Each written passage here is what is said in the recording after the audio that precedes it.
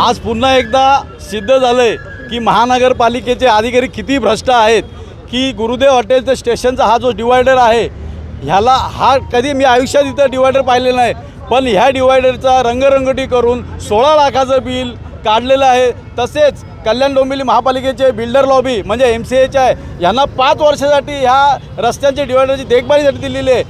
त्यांनी वर्षातनं दोन वेळा धुवायचं आणि एक वेळा रंगरंगोटी करायची, पण असं काही दिसत नाही। तरीसुद्धा त्या रस्त्याच्या निविदा काढून त्यासुद्धा लाखो रुपये केलेले, म्हणजे जवळजवळ 35 ते 40 लाखाचा निधी भ्रष्टाचार केलेला आहे। मी आयुक्त साहेबांना तुमच्या माध्यमातून सांगू इच्छितो की सदर अधिकारी वर्गावर कारवाई झाली नाही आणि ठेकेदाराला जर काळ्या यादीत टाकलेलं नाही तर महाराष्ट्र नवनिर्माण सेना यांना ठोकल्याशिवाय राहणार नाही। कसं आहे की यांना मलई कुठल्या बाजून मिळते ह्याच्याकडे फक्त स्मार्ट सिटी आहे, हे स्वतः अधिकारी स्मार्ट म्हणजे यांची घरं स्मार्ट होण्यासाठी आणि यांच्या घरच्या तिजोऱ्या भरण्यासाठी हे काम चालू आहे। कल्याण डोंबिवली महानगरपालिकेबद्दल बोलायचं झालं तर आज इथे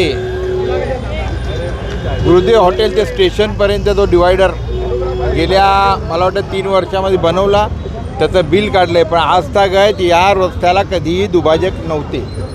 तसंच त्याच्या रंगरंगोटीचं पण बिल काढलं आहे आणि इथून तर तो रस्ता पूर्ण जो आहे कमिशनर बंगल्यापर्यंत रस्ता हा त्यांनी कॉन्ट्रॅक्टरला देखभाल दुरुस्तीसाठी दिला आहे आणि त्याच्यावर त्याचा ॲडव्हर्टाईज चालते।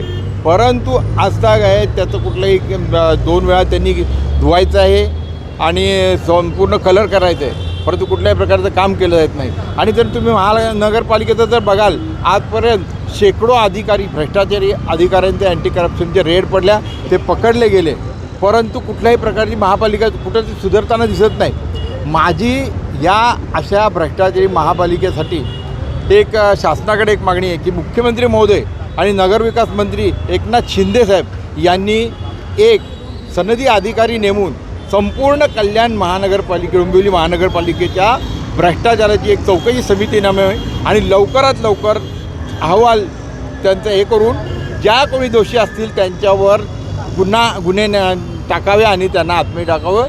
हा जो रोड आहे संतोषी माता रोड ते पौर्णिमा टॉकीज इकडे यांनी बिल काढलेले आहेत। तसेच गुरुदेव हॉटेल ते स्टेशन रोड, या स्टेशन रोडमध्ये कुठेही डिवायडर नाही आणि जे संतोषी माता रोड ते पौर्णिमा टॉकीज जे दिलेले आहेत ते बिल्डर लॉबीला 2021ला दिलेलं आहे की 5 वर्षाकरता देखरेखीसाठी, आणि ह्याच्यामध्ये संतोषी माता रोड हा देखील त्यामध्ये आहे। आणि त्यामध्ये असं म्हटलेलं आहे की विकासकांना देताना ह्याच्यामध्ये नियममध्ये की वर्षातून 2 वेळा कलर करायचा, एकदा कलर करायचा आणि 2 वेळा धुवायचे, आणि ह्याच्यामध्ये महानगरपालिका कुठलाही मोबदला विकासकांना देणार नाही। जर विकासकांचे कामं महानगरपालिकेचे ठेकेदार आणि अधिकार करणार असेल तर मग हे 5 वर्षाकरता दिलं का? आणि किती बिल काढले ह्याचं टोटल 36 लाखापर्यंत बिल निघालं आहे। तिन्ही गोष्टींचं 36 लाखापर्यंत बिल निघालं।